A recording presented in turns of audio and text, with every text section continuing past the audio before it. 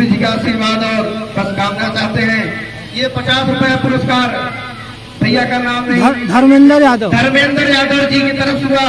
बस बड़े भैया का प्रणाम है। 50 रुपए का पुरस्कार हमारे भाई दिनेश यादव जी ने दिया। भैया का चरण स्पर्श आशीर्वाद की कामना करते हैं। गुरु जी का आशीर्वाद सदा बना रहे। ये गुरु जी का लिखा हुआ गीत था। ये इस गीत से मैं यहाँ पढ़ता था कक्षा 5 तक। उसके बाद कॉलेज में